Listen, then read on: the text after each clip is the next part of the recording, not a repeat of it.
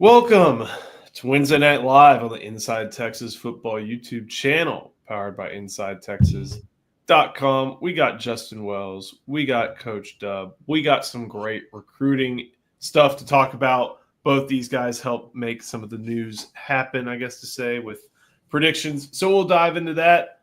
Take your questions about the Texas Longhorns offseason. Ohio State has some stuff we can talk about, and then we will go further and further into whatever you guys want to talk about. It's a Wednesday Night Live. It's the thick of the off season. We'll answer questions, hit stuff like that. Heck, if there's some other sports to hit, we'll be glad to do that. Talk draft, talk everything like that. But if There's one thing we will not talk about. Just set that right now. Know. We're not going to talk about the Lakers. I understand. Don't even mention it. But if you're here, thank you for watching. Make sure you like this video. Subscribe to the channel. We've been keeping it going every day here in the off season, and we will continue to do that. And gentlemen, it is the thick of recruiting season. As we've learned over the past couple of years, this is the time when kids start scheduling official visits, and official visits start getting out. They start scheduling spring visits. But at this point, we also have a good understanding of where some recruitments seem to be heading, or some recruitments that at least Texas is in very, very strong position in. And both of you guys put in some predictions today. Justin, I'll start with yours first. Defensive side of the ball. Tell me about what you're thinking with insight on a guy you believe will end up at Texas. Yeah, so you know how we do it at Inside Texas. A lot of these RPMs are team RPMs. Sometimes it might just be my name or Charlie's name or even yours or Eric's name, but we always go to talk about these things before we do them, and that's what I love and respect about our staff. But the thing I'm telling you right now, that there's a big defensive tackle move in at Richardson High School right now that is trending hardcore to Texas. Now, I don't think his recruitment is imminent. I think this thing's going to take a while. He's going to take his official visits. He'll even take some more spring unofficials, he told Charlie a couple weeks ago. But look, Texas absolutely killed it at Junior Day. Like, they slayed that recruitment. If they laid the foundation, every other program is going to try to chase to get in that position. And listen, this is also Kenny Baker's second year. We talked about Chris Jackson a couple of years ago, that first year where it was a little awkward trying to figure out, get your footing. Kenny Baker last year, early on, people were giving him a lot of stuff about not being on the biggest and brightest guys, and then they wind up signing a great D-line class. Now these are guys that Coach Baker has gotten closer to over the course of 6 months to a year. And Jamie and Winfield just fits that mold. What's his size, Charlie? But 6'4", 3. Yeah, he's close to it. I told you, there's not too many kids to make me feel small. And when I met him at his high school, I was like, okay, this is a big kid, man. And you've gotten closer. You know his mom, and you know the coaches at Richardson. You can once you did give up a little bit of that insight on him as well. Yeah, you hit her right on the nail, right? Junior Day was big. His mom loved to visit. And if you win mom over, you always got a chance of getting the kid. Mama's boy. Unless you're Landon Collins, but we won't talk about that. Mom felt comfortable, like her son being in Texas. She's like, I can see my son being here. It wasn't all about football, what he can become becoming a man off the field, right? Yeah. Mom's always looking at the other side of things outside the field. And so she fell in love with it, thought her son could be a Longhorn, saying, he's in a good spot here. Even though they're going to take all their other visits, she felt at home. She felt comfortable. And you make mom feel comfortable. Hey, Coach Baker did a great job. And the entire staff there that was around Junior Day did a great job. And so just getting a chance to meet him, I know he moved from Mississippi. They moved to Texas for a reason. They wanted some stability, a better place to live in Mississippi. And I don't see them leaving Texas. That's just my pick. So I'm glad that you got an RPM for him today, because I feel the exact same way. Charlie, what are some of the things that he brings on the field? I mean, we look at big humans. We know that's a buzzword. Yeah. We know Texas, they're probably going to be active in the spring portal for defensive tackle. So it's not like, Winfield, if he chose Texas, would be an immediate impact guy. That helps the 2025 team. Even so, you want that talented defensive lineman to join. What might he bring to a defensive line room at Texas? Superior athletic ability. I don't think this kid even knows how good he is. His ceiling is so far up here. He has so much untapped potential. He's very raw, but he's so good. He's a quick learner, and he wants to learn. He wants to get better. But he's a guy, something you cannot teach. We can go back and look at Dre Bledsoe. Everybody called him one of the most athletic guys ever. Jamie Winfield is that, but he's even bigger, right? And he's going to continue to get even better. And so he brings that to the table.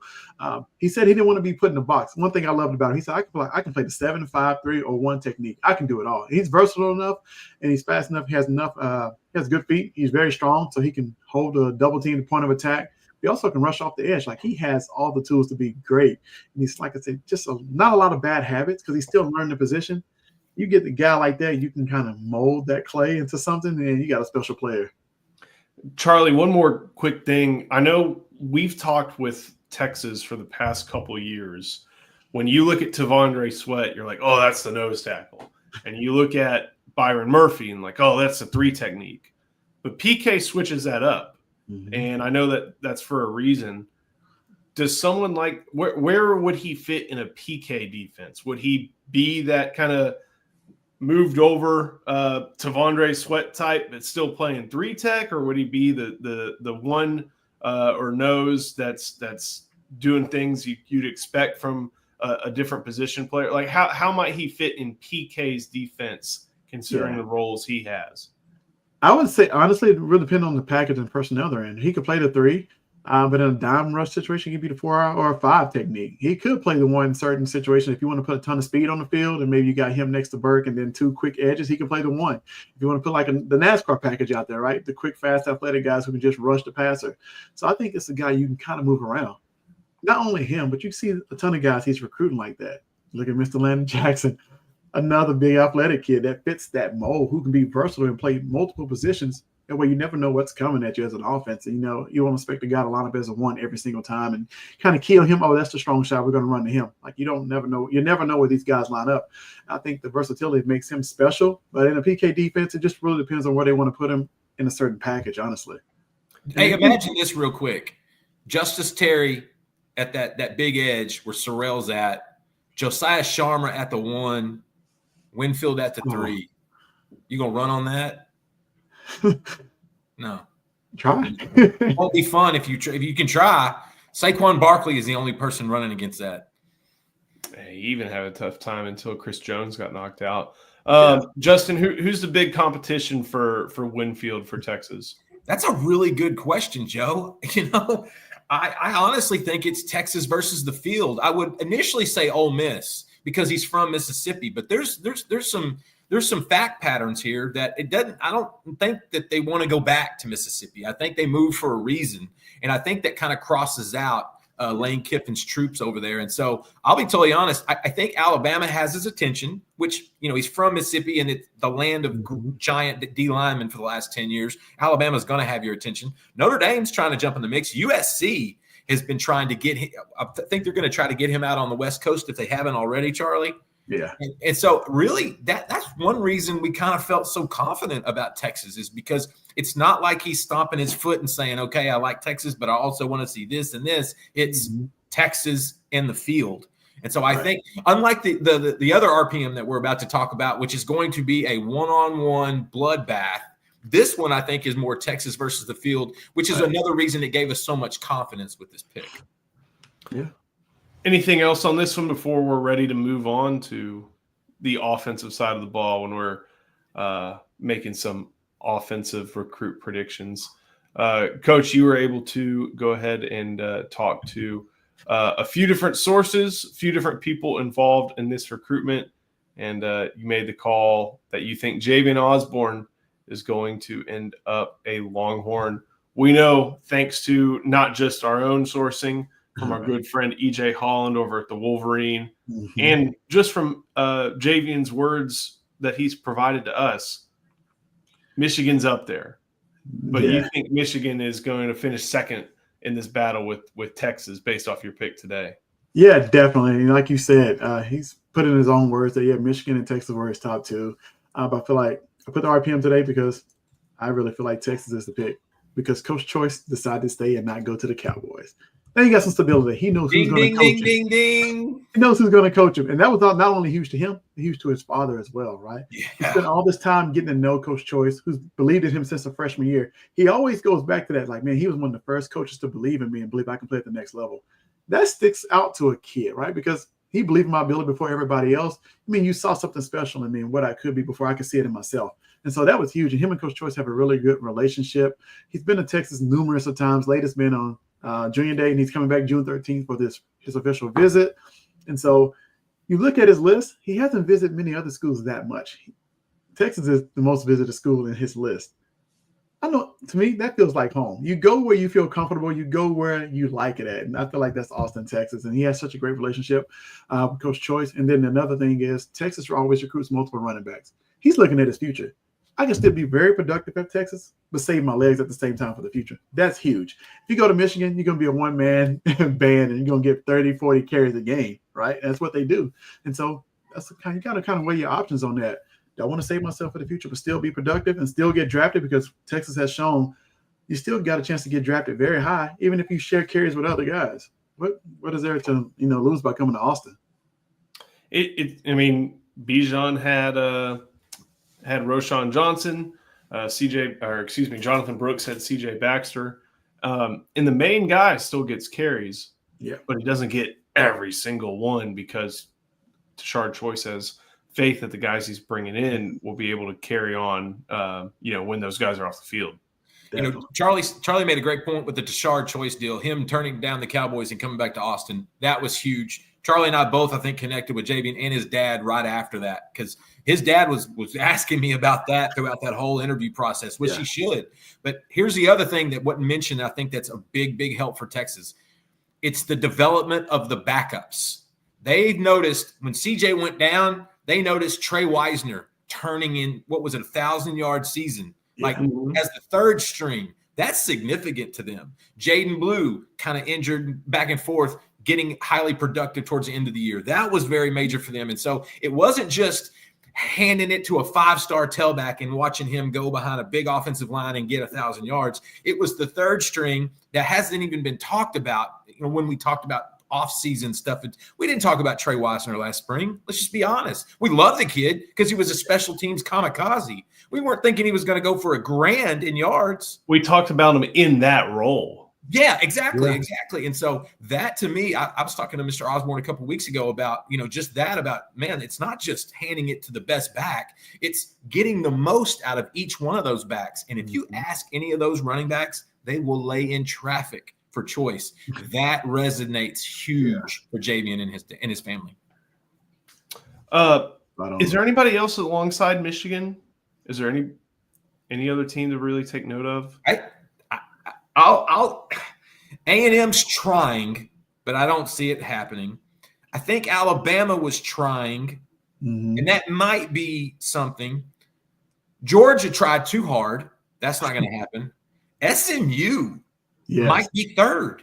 I mean, let's just be honest. SMU has done a tremendous job. Kyle Cooper, the running back coach at SMU, does an amazing job building these relationships with these players and prospects, and they do a good job up there at Dallas. And so I think SMU's third. Charlie? I'm going to go SMU third. I know Oregon's they're trying, but I think they oversold themselves, and he's like, I'm good. So I really feel like SMU, they're making their presence known in the DFW area. The entire staff is showing up to schools, like showing up to houses and showing up to the schools. It's impressive to see. And they can do that because they're local and they can go out and see the kids and stop by. But the entire staff is spending a lot of quality time trying to get to know these kids in the DFW area. They're trying to get them to stay home. I can't blame them. And now that they're playing in the ACC and they just come off a fantastic season, they got a young quarterback, Kevin Jennings, dude, and Lashley's having I think SMU is going to sneak up on a lot of big programs in the next few years. Out there, Brent Sherwood. Is it Sherwood 2.0?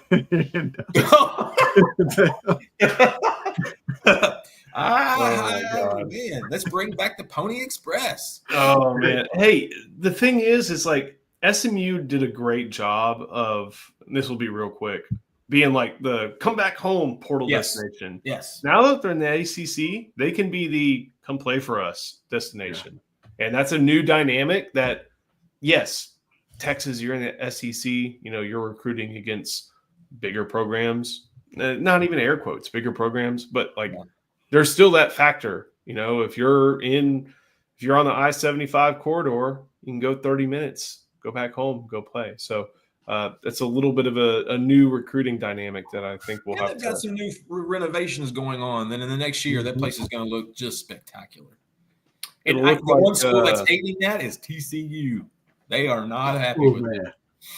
Well, but they got more problems than that. So yeah. Before we keep going, got to show some love to our sponsor. Let's go with our first one, and that is national champion David McClellan. I'm just going to say, guys, you probably need a fiduciary financial advisor, and I've got the guy for you. His name is David McClellan with Forum Financial. He works broadly and deeply with his clients as a financial life coach, and he should know something about coaching because he won several national championships as a swimmer for the University of Texas. He specializes in financial planning and has contributed numerous articles to Kiplinger on the topic of retirement tax bombs. So contact David today to be your fiduciary financial planner and schedule a 1-hour consultation to assess your financial situations. The free consultation is available, so just give him a call. The number is 312-933-8823. That's 312-933-8823. His email is also in the description below. Hey, and if you want to talk a little bit of Texas Longhorns swimming and diving, that's who you call as well. He's keyed into the program. He's on Inside Texas. There's a very, very vibrant swimming and diving thread on Inside Texas, and he does a lot along with several other members of making sure that is well updated. And hey, it's fun to watch a good team, and they're really good at what they do. I like this one from Chris Bennett. Sonny Dykes hired at Bryles. Karma is going to get that program. I kind of made this point the other day. Like, not only did Sonny Dykes use all the goodwill that he had to hire a Bryles at TCU, but now the wrong Bryles, the Bryles who's the worst at running that offense of anybody in the family. Of anybody in the circle. Yeah. Of anybody in the circle. Like, there's a reason Jeff Lebby is a head coach right now, because he's actually good at it, and Kendall's not the best at it. Right. They also just hired Randy Clements too. They doubled down. Yeah. On Karma. It's like, oh, Karma slapped us? Well, let's throw out some more chum. Yeah. So it's going to be man. Everybody thinks highly of Sonny, but then he starts making moves like this, and it's like, what's going on over here? Yeah. So, gentlemen, y'all are going to be, since this will be something we talk about on recruiting intel probably next week. I know I'm springing this on you a little bit. Under Armour will be hosting a camp at Melissa High School this Sunday. And this is always a very great event, not only for recruiting coverage, but in order to see just who the next guys up are going to be in the 2026, even the 2027 classes. Yeah. And so we're going to have some preview stuff over on Inside Texas before that gets going. We'll obviously also have some live updates from that camp as well. And if you're on Inside Texas on all our social channels, you can go check out what we got. There are going to be highlights. There are going to be stuff like that. But guys, the names that are going to be there are going to be fun. Charlie, John Turntine's going to be there. Yeah. Justin, KJ Edwards is going to be there. Caden Finley, Felix Ojo, KJ Ford, the aforementioned Jamie Winfield, Drew Evers, Bryce Gilmore, Zayden Krempin. About to open up the full list. But what are some of the things that you're going to be, Justin, first questions that you're going to offer to some of these Texas targets, aside from, dates, visits? What are some of the things you're going to try to find out when you get to talk to some of these highly ranked prospects who will be in action at Melissa? That's a really good question. In this day and age, recruiting never stops. So we're constantly talking to these guys or catching up with people close to them and things of that sort. So we kind of have an idea of each guy we're about to talk to, kind of what they're thinking and what direction they're going. Honestly, the first thing I want to see is how they compete, because that's, some of these guys are going to go through the motions and some of them are going to get after each other. And to me, that's kind of a tell of the mental evaluation, what kind of a competitor they are. And like you said, of course, we're going to ask about official visit dates, because honestly, I used this word before, a fact pattern. What that basically tells you is, like right now, Texas has a handful of guys, in for OVs. It's not so much the guys they have now down and locked in, it's the ones they don't. And that kind of gives you an idea of who's on the top of the board or who's a little bit more urgent or important. But I want to ask these guys, when do you think you're going to have your decision? Is it going to be after these official visits, which I think a lot of these guys, we saw this in the last couple of seasons. July and August was pretty much a lot of commitments. I think we even saw it started in late June. But you see a lot of guys trying to get their spot. And I think with Texas in 2026, they're going to be super picky. Like, they're not just going to take whoever, whenever. Like, it's very strategic the way they do this. So I want to find out from these kids. I'm like, okay, who are your OVs going to be? What's your decision timeline? But honestly, what are you trying to get out of the college experience? Like, if Texas A&M is your leader, what is it about the Aggies and Mike Elko that's standing out? If the Longhorns are trending for someone, what is it about Texas? The back-to-back, playoff team, number one recruiting class last year.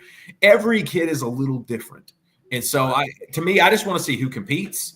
I want to find out if we're getting any closer to decision times. And again, this is in mid-February. And so you might think it's a little early for it, but look, spots aren't there throughout the year. Some of these guys that have an offer from Texas in February do not have that offer in December. Matter of fact, probably half of them. And so I want to be able to try to decipher which ones appear to be more top targets and which ones are guys that might be looking to go out of state or might be looking to go elsewhere. But ultimately, guys, we know a lot about these guys already. I want to see who's going to compete. That's going to tell me who might be on campus early, who might get more run early as a freshman. And to me, that's the most interesting part about recruiting into a team stuff. Good. Coach, considering you've been on the college program side, what do college programs get from this event? Obviously, we know that they'll talk to some of their sources who were able to be there live, because coaches talk to recruiting media. But what are some of the other things that college coaches get from this event? Something Justin just said. I want to see kids compete versus each other. Don't be afraid to get more reps. I want to see who's aggressive. Sometimes you go to these camps and kids hide behind the line. They don't get there as many times. I want to see who's aggressive, trying to get to the front and dominating. You saw that a little bit last year with John Turntown when he came onto the scene. Like, he was going against everybody. Anywhere. So I want to see more of that. I want to see how these guys. I want to see how the guys move going through drills. How confident they are. If you're a receiver, do you catch the ball? Do you look to catch the ball with your eyes? Right? Do you look it all the way in? Like, I want to see. Nobody's perfect, but maybe what flaws they have, what they need to work on, and see how good they are in moving. I know it's in shorts and t-shirt. I know you can't gauge everything, but you would just want to see how guys move, how they compete versus other top guys, considered top guys in the state, because that's the most important thing. Because when you get to college, it's competition every single day versus the top guys from the previous class and the previous class and the class before that. So I want to see how you compete, how you act in that type of setting, because it means a lot when you get to the next level mentally. And it's also evaluation a little bit for us too, Charlie. If you'll remember last year, that was the first time I really got to see Keelan Russell grip it and rip it. Yeah. Like, that was kind of, I'm like, okay, the more we saw him throw the ball, the more it's like, okay, there's something here. Yeah. Okay, there's a reason Texas was kicking the tires on this dude. I love that about these guys. And like you said, it might be in shirts and shorts. Effort knows no clothes. Right. It doesn't matter what you're wearing. Effort is always apparent in there. Talent comes and goes, but effort is 100%. And so I want to see these dudes get after each other to help us with our evaluations. I'm looking through the roster right now, and could you email me that, please? Yeah, I can email it to you. All right. There's a lot of East Texas on there. I see some Palestine. Hey, Hey, is it the corner, Savorian Martin? It is Savorian Martin. He picked up Oklahoma State today. That's a very interesting corner, about 6 foot, maybe 180 pounds already. He's impressive. Palestine's got a couple young guys. Hey, I'm gonna and Kavian Bryant from across Kavian Bryant. Listen, let me tell you something. Kavian Bryant is a better basketball player than he is a football player, and he is a damn good football player.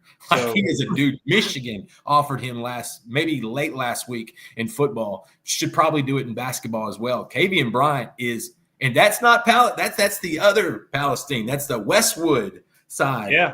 And I got to tell you, it's been a long time, maybe forever, since I've seen or heard of a prospect. I know Adrian Peterson came up in Westwood, but he was at Palestine High as a freshman, winning gold at state as a freshman. And so it's going to be interesting. Kavian Bryant has got higher basketball offers than he does football offers. And often we see it's the other way. Usually it's the bigger football offers, and basketball, a couple of D1s or a couple of, P4s. His basketball offer list is incredible. And Coach, I see someone named Aiden Whitmore from North Crowley, and I'm like 6'5", 175. I don't care what class is you that are. The tight end? That's somebody that looks intriguing to me. Yeah, I saw him last spring. He had just came from basketball, and it was like, you need to play football. You're gonna be a tight end, son.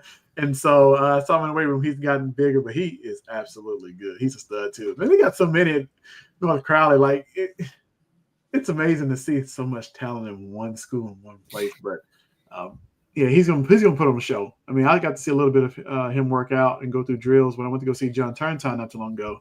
He looked good.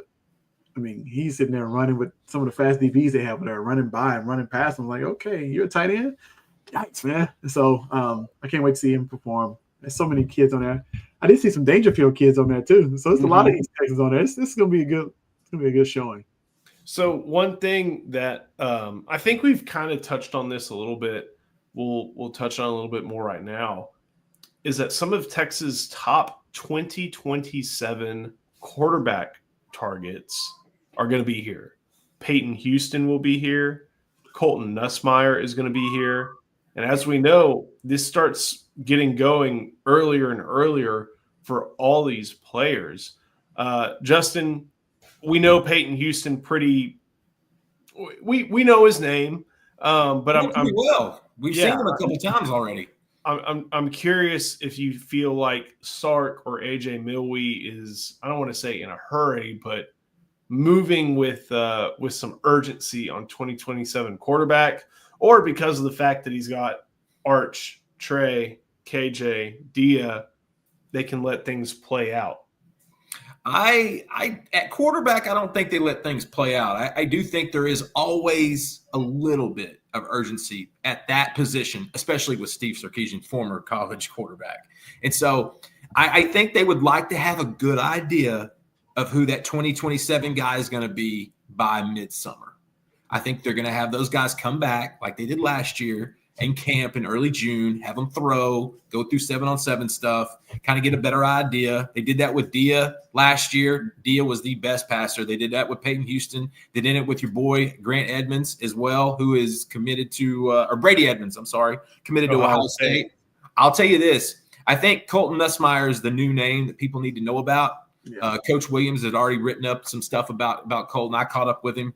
Coach Milwee has already been, in contact with him, wanting to come see him. Kid's a big kid, too. He's athletic. He's a really good basketball player. He's a lefty, about 6'4". He has kind of a quarter motion. It's kind of interesting the way he throws the ball. It's kind of Boomer Esiason-esque.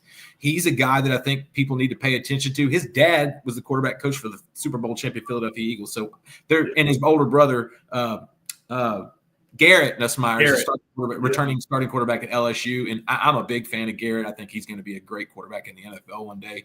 But here's the name we're going to remember with 2027 quarterbacks. Peyton Houston and Colton Nussmeier are two names to know, but Gunnar Rivers at Alabama really, really has Sark and Milwee's attention. And Milwee's from Alabama, so there's ties there. Yeah. And don't be surprised if Gunnar Rivers he's already in that conversation, but I think they're not pushing, but I think they'd like to have a good idea of the direction they're going to go sometime in the summer. If what we've seen with the previous signees with the way they handled Arch, the way they recruited Trey, the way they recruited KJ, the way they recruited Dia. That's kind of, they want a good idea of where they're going, what direction they're going, I feel like, by the summertime. Gunner, that's Philip's son. Yeah. So, and that's at the 26, the Philip Rivers 26 kids. Yeah, and that's at the high school that Philip Rivers is a head coach at, I believe, as well, a Catholic school in Alabama. So That's in the shoe. Hey, if you can keep tapping into the son of NFL quarterback pipeline or related to NFL quarterback pipeline, why stop? Why stop? So before you go, Rivers, my God, that dude, dadgum, darn it, shoot. He is as Alabama as it gets.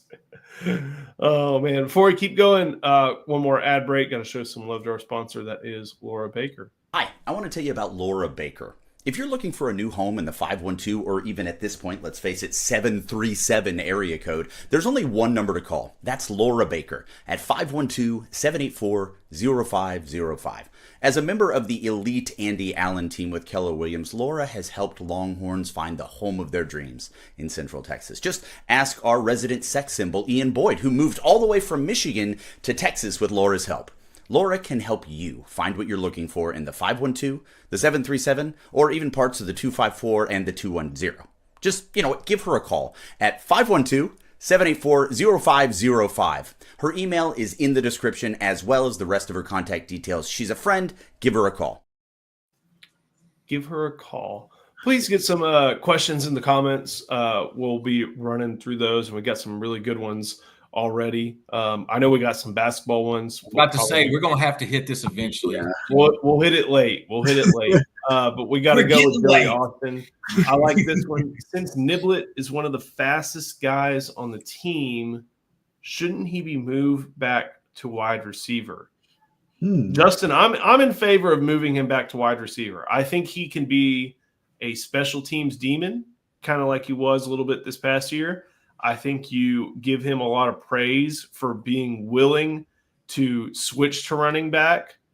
And I guess you could say he's moving back to wide receiver, but he kind of was a very multifaceted guy. He didn't get very many all right, here's your carry, here's your handoff. I feel like this is someone you would want to groom to be in position right behind DeAndre Moore because of his physical athletic traits. I do. And I think the move to running back was all based off of the injuries. It was based off the depth chart needs of that case. I think they're still probably going to need that this spring. So I wouldn't be surprised if he did both. I mean, look, he is so freaking fast and athletic. He is that good where he can play a lot of different spots because of his athleticism. And this is a guy that I'm so glad is still in Austin because I think he is untapped. He's going to be, I think, your punt return, kick return guy this year.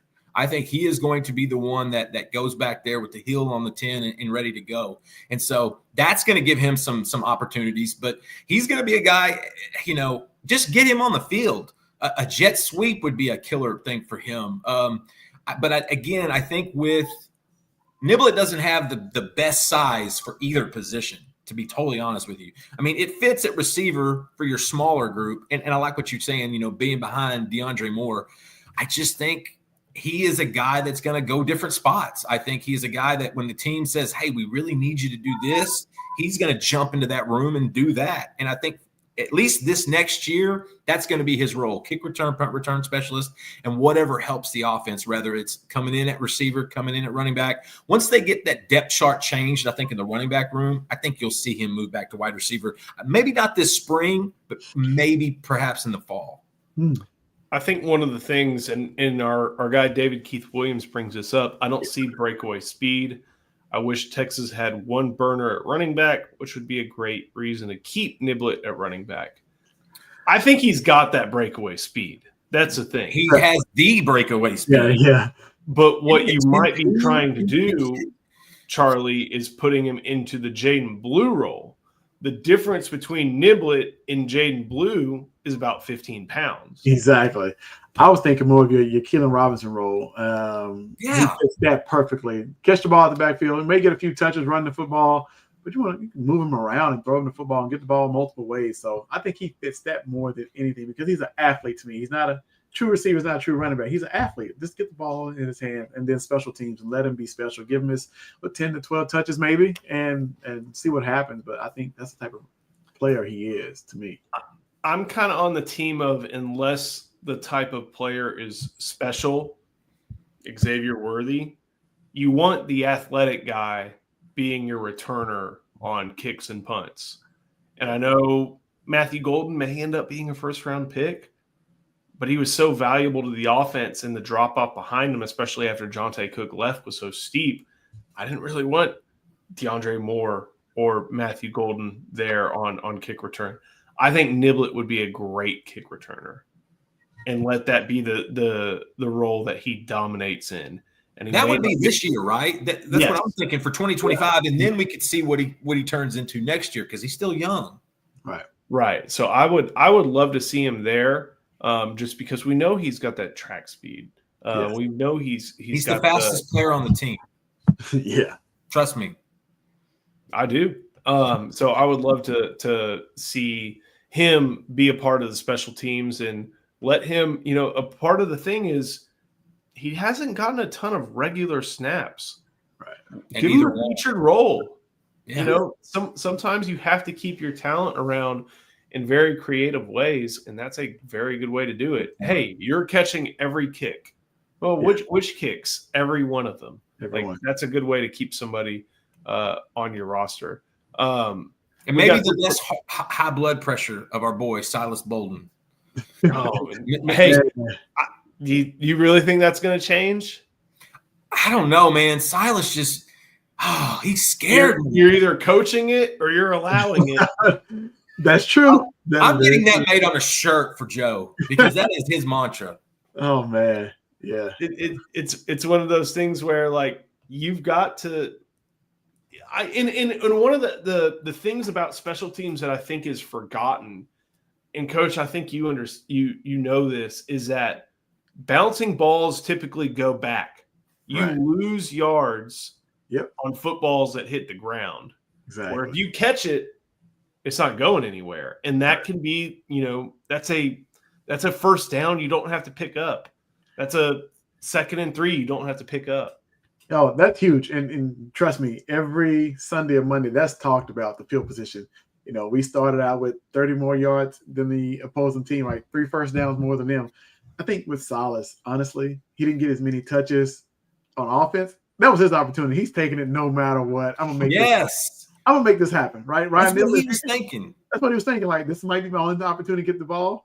I'm going to take advantage of it. And so when it came to fielding the football, it wasn't a bad situation for him. He wasn't worried about any situations. I'm catching this and I'm going to the house with it.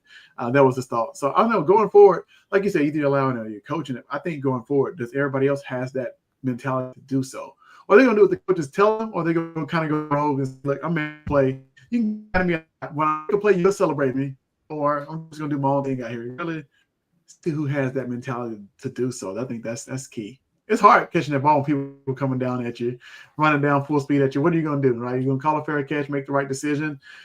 It's hard. It's tough. But, yeah, I'm in Silas Bolden, man. He didn't fear anybody, coaches included. That's what you want from your returner.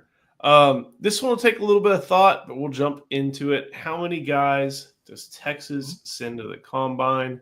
More than last year. What they had – Chris, if you're asking the question, I know you're the encyclopedia. How many guys did Texas send to the combine last year? I mean, it depends on 5 or 6. No, it was more than that. Was it more than 6? Well, I include guys like Jonathan Brooks, Worthy, Mitchell, Sweat, Murphy, Brooks, Keelan, Ryan Watts. Yeah. Christian Jones, so that's 8 right there. Oh man, I wish. I think it can be more. But like, if they had, double digit last year, they're going to hit double digits again. They're going to have more this year. I'll say that. I can say. I guess I was thinking a little bit low. They're going to have more this next year. I mean, they had 11 invited last year, so here are the 11. They had Jonathan Brooks, Jalen Ford, Christian Jones, A.D. Mitchell, Byron Murphy, Keelan Robinson, J.T. Sanders, Devondre Sweat, Ryan Watts, Jordan Whittington, Xavier Worthy. That was the crew that they had last year. So 11. Yeah. And you'll have more than 11 this year. Yeah, you definitely have more than 11 this year. Yeah. So in what they had, I mean, basically all those guys were drafted. Every one of those were drafted. So can they get more than that? That's going to be the interesting thing. Was Whittington there? Did you mention Jordan? Yes, Whittington. Okay. So they're gonna have that many this year, and we'll see if they can hit the draft mark again as well. I like. Is there anything in the comments? I'm trying to go through a couple, but I do like this one. I saw this from Kevin. Kevin, I hope I pronounced your last name correctly. Hua. What would the 2025 team look like? Whew. If Arch never came to Texas and Quinn was coming back for a 4th year? Who would not be a Longhorn right now? That is a very, very big question. Will Randall. But there's an entire offensive line class. I feel like that you have no guarantee. Like Brandon Baker, does he come to Texas? They were pretty good to him NIL-wise, so I think maybe so. I think Arch was more the class before, right? The Banks, Williams, Campbell crew. But does Ryan Wingo come to Texas? That's the guy. That's a great question. That's a great question. So I don't like thinking like this, Kevin. Yeah. Even though I love anytime we can say Arch Manning, we're going to say Arch Manning because Arch Manning, because Arch Manning. So I get it. But, man, I don't even like thinking like that. I don't even want to go to that place. We were at that place for a decade. I ain't going back. I think our guy retired working man has a point. Ant Hill. Does he come in? Because, Justin, we know very well that was a team effort recruitment that included the Manning. It was. And you know, it was the connection between Arch Manning and Landon Hill that I think really merged. Landon is Anthony's little brother, who will be a future 5-star football player. Lots of offers. Probably a bigger Texas fan than his brother. I think you have to give Landon some credit there.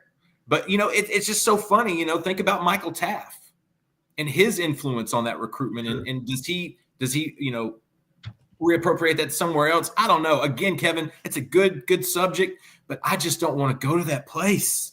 I don't want to think about that. Yeah, I don't think we need to. But that's the thing. Like, if you have, I know Pied Piper is so overly used, but like, you have to have a captivating player or personality in your recruiting class more often than not. It's not always as true in the NIL era, because if you write the biggest check, I mean, you're going to get that guy very often. But like knowing that if you're a receiver, I've got Arch Manning, and then you've got Diabell coming. All right, cool. I know who's throwing me passes. You know, if you're an offensive lineman, you know that you're going to have a quarterback who makes decisions quickly enough to where you don't have to block for 10 seconds. Yep. If you're Trevor Gooseby, that to me, if Arch isn't here, Trevor Gooseby, is he still there? Like, that to me was a staple of keeping Trevor, was him being that bookmark left tackle, that blindside blocker for Archibald. Yeah. Like, their quarterbacks play a big role no matter what position you're recruiting. Even if it's a defensive guy, like we mentioned, Ant Hill, the Mannings were involved in that one.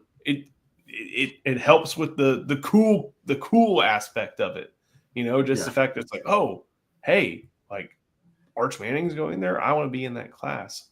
Very big involvement. I think it'll help with this 2026 tight end out of Mater Dei named Mark Bowen.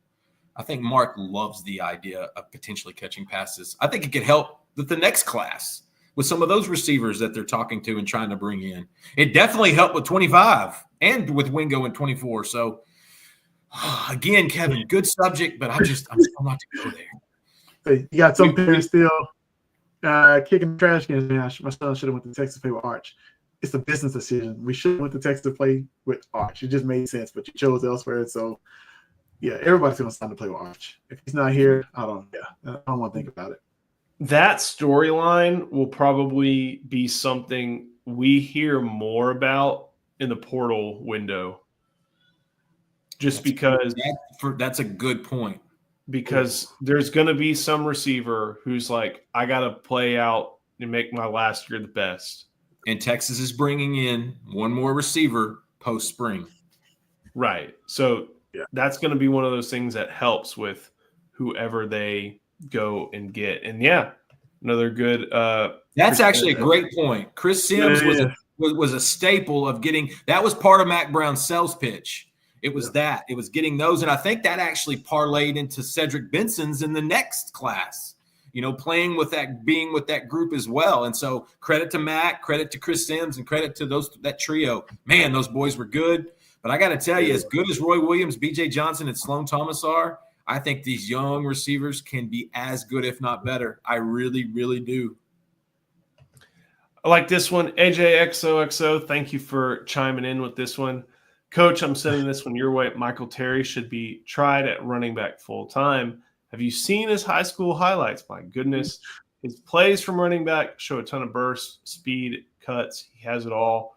Why use it anywhere else? Hey, maybe you can let him show the burst, speed, and cut 10 yards down the field. Look, honestly, you get a great athlete like Michael Terry. You don't want to just put him in a box at running back. Now, he can play running back all day long, but you also put him out wide. He's a mismatch. You imagine a linebacker trying to cover him in the slot or a safety. He's going to run by him. He's going to out-dump a small cornerback. Then when you get down in the goal line situation, maybe you can hand it to him. Maybe he can take Wildcat out and we can bring it back. Who knows? Michael Terry can pretty much do it all. I don't think you put him in a box and say you're just a running back. I think he'll probably split time at both running back and receiver because he's a special athlete. That's the type of guy you just want to get the ball in his hands and let him go to work. But don't put him in a box because he's too good for that. And I got just a real quick thing on Michael Terry. I found this fascinating. This was something I gathered from him a while back. This kid, you know how a competitive winner this kid is? He played on 4 undefeated district champion teams. Started as a freshman until his senior year. Okay. 2-time district MVP. Got me? Okay. He only played in the third quarter in a district game 3 times in 53 starts. Find a spot for him on the field. He's doing both right now with the team. He's doing some running back room stuff. He's doing some receiver room stuff. They are incubating him just right till they figure out the best spot for that guy. Being inside the program right now is exactly where Michael Terry needs to be. I like it. I like getting him the ball however it works. Yeah. He's a program guy. He's a locker room guy. He's a culture guy. That's why you got to take him, not to mention the #1 athlete in the country. That helps. It worked for Romance Taylor. He played both. When he played receiver and he played both. Oh, no. Hey, he played No, I'm not. This isn't at you. This is not at you. It's not at you. It's on this Eagles fan on our timeline. Oh man, I had to give him love on Sunday. His Eagles absolutely obliterated the Chiefs, so I had to give my boy some love on that one, and it was painful. If there's one team I don't want to build up, it's that. They did an interview with Jimmy Fallon, Jalen Hurts, and Saquon Barkley. I guess they were doing the night show deal. And apparently it's not called the tush push in the Eagles locker room or the offensive coordinator or whatever. They don't call it that. In Barkley, they said, well, Saquon, what do you do? He goes, well, I'm the guy that pushes the tush. And Jalen Hurts just kind of looks at him like, you didn't really have to say that. Congratulations, my man. Fly, Eagles, fly. They are the Super Bowl champions. And I have a feeling they're going to be hovering around that Super Bowl type mentality for the next few seasons. A very young, strong core, while my Cowboys just circle the damn drain. Who is the Cowboys' biggest rival? I don't know if I've ever Washington Redskins. Yeah, that is. But the Philadelphia Eagles are right there because, obviously division rivals, but there was the whole bounty when Buddy Ryan was putting out bounties on Cowboys players in the early 90s. That started. You remember Jimmy Johnson and him almost fist fought on the field And then the Giants, because they're in that division. And back then, when the Giants were a lot more competitive, those games were good. But for the Cowboys, their top rivals are the Washington Redskins, Philadelphia Eagles, San Francisco 49ers, and Green Bay Packers. It's really everybody. The Cowboys, everybody that plays the Cowboys, that's their rival. They will sell out that stadium. The Cowboys could be 3-13, and they will sell out that stadium when Dallas walks in. That's true. Do we want to hit the basketball question real quick? We should. We owe it to our people. We owe it to our fans. All right, Justin, I want you to go first because I wrote a very, very long thing on Inside Texas today about how Rodney Terry has his faults, but the program needs, if it wants results like Auburn, Alabama, Tennessee are getting right now, there's some effort that needs to be there. But I also feel like there's some obvious stuff that is just missed at this point in this era that makes basketball a little bit of a chore. You people really do need to go to InsideTexas.com and read what you wrote today about basketball, because I really do think it summarized it. We've got a great membership at Inside Texas that talks a lot basketball. Bob in Houston is one of the best basketball followers you can have. So we're really thankful for that group. But you really nailed it earlier in a text group we were talking about, and coming off that Elite Eight, 10 minutes from a Final Four. Those were 2-year players, 3-year players that had kind of grown together a little bit. They were misfit toys in a sense, but they actually were cohesive for a couple of years. And in basketball, that's everything. Like if you've got one superstar that can handle the ball, you're always going to be in a game. But if you've got 2 or 3-year guys that have played together for 2 and 3, 4 years, that is pretty much the essence of a good program. And Texas doesn't really have that right now. All I can tell you is they're going to have to put some time and effort into the basketball program. I know Chris Del Conte does a great job getting everything aligned with football, getting all the facilities and things upgraded, things of that sort. I don't feel like he's actually paid attention to basketball since he left Plainview. And I'm taking that because Joe actually had said that to me earlier. So I'm going to steal it because it sounded just right. I don't know how much he's actually focused on basketball. If anything, the girls have surpassed the boys. What they did in that gym in Moody a couple days ago when South Carolina came through, that's what they got. The fans want the boys to do.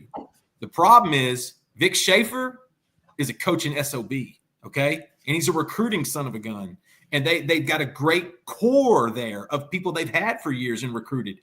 If you look at Texas roster, it's nothing like that. A bunch of ISO players that are basically they can score on a Tuesday, but they won't hit anything on a Saturday.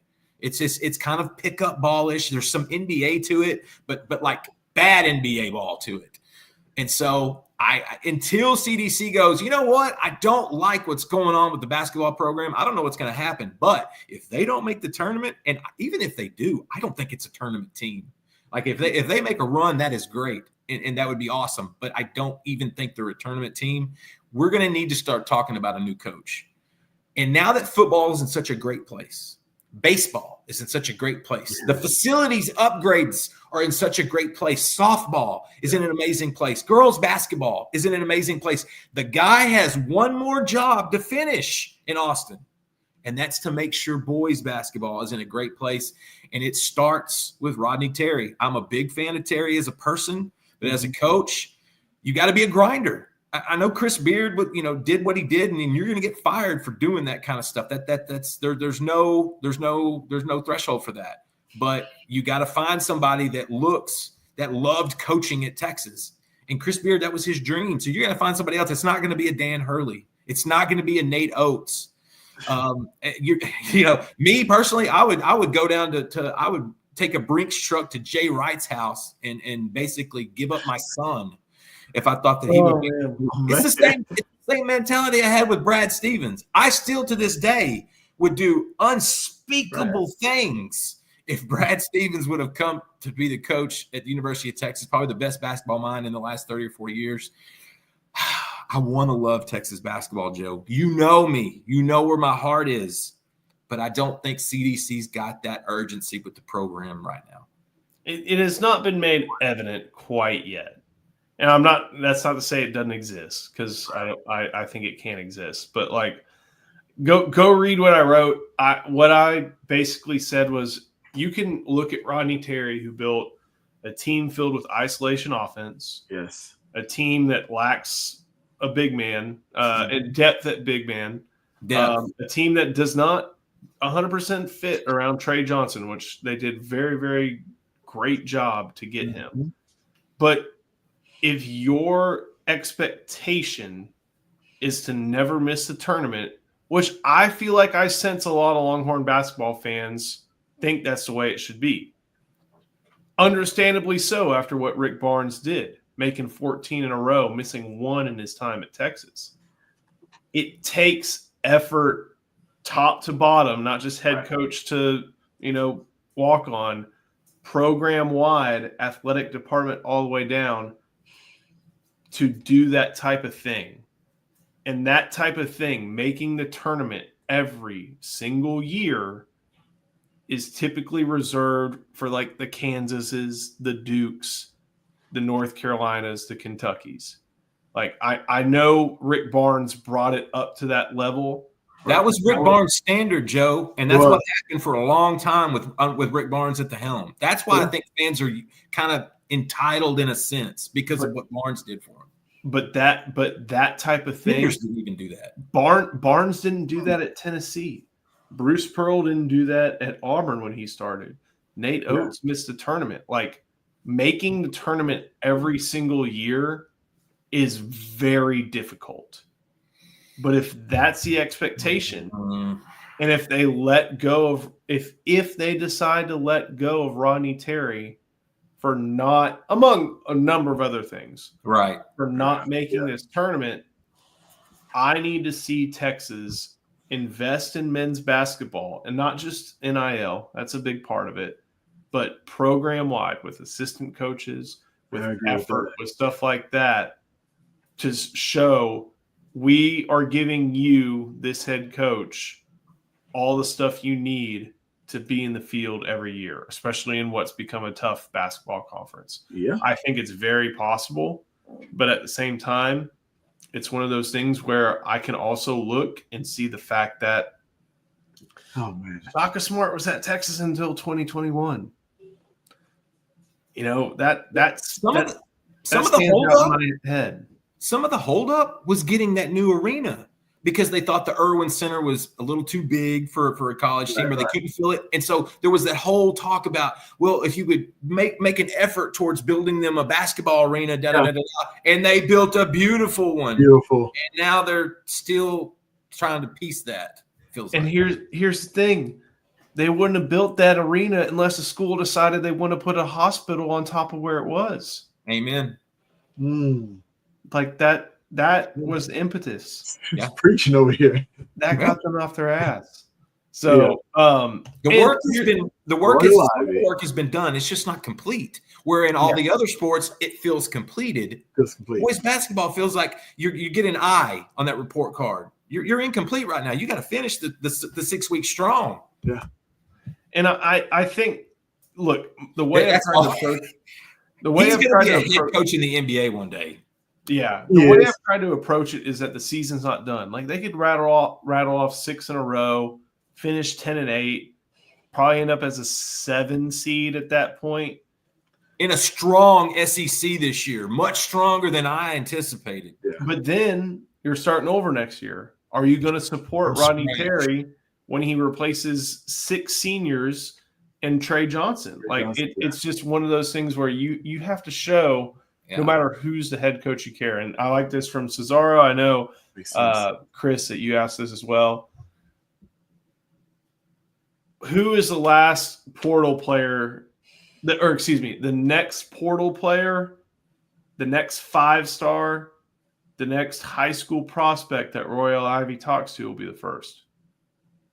And I don't know if you do that at Texas. I think his dreams have been NBA based. And actually, he's been climbing up the NBA coaching tree, and it sounds great because Royal Ivy was just unbelievable. A New York kid coming to Austin. Penders used to go up to New York all the time to look for those kids, for Terrence Rencher and Lance Freeman, Freeman and all those guys. Like they always did that.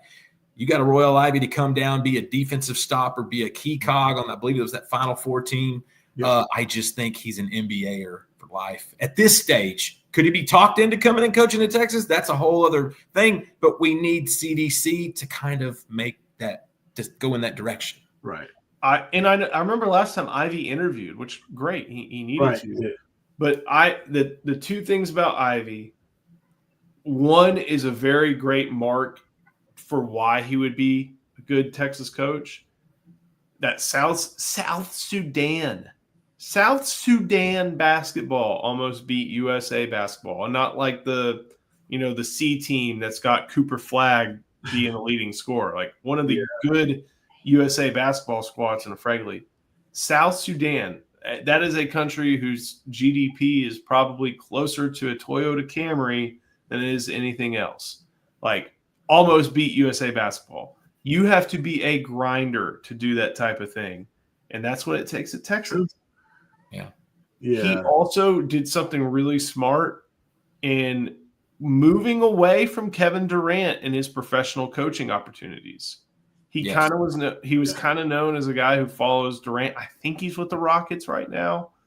Now he's with Udoka, and he's going to be a guy who's probably going to start getting some professional interviews, if not opportunities, soon. I agree. So Texas and Ivy may not have crossed paths at the right time, but no matter what, they need someone like him who went to a program in South Sudan and grinded for a national team with nothing in order to put them on a map that shows they were competitive at the very least. So, and again, they could win. We could have Kevin Keats win 6 games, win the tournament, go all the way to the Final Four, and then we're talking about something different.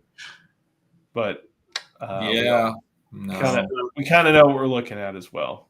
We had an idea in that Elite 8 run. Now, we didn't know they were going to be 10 minutes from a Final Four. None of us did. But the core of that group had been together for a couple of years. And basketball is all about and knowing where the other one's going. It's you can't just throw 5 guys on the floor and consistently compete and win.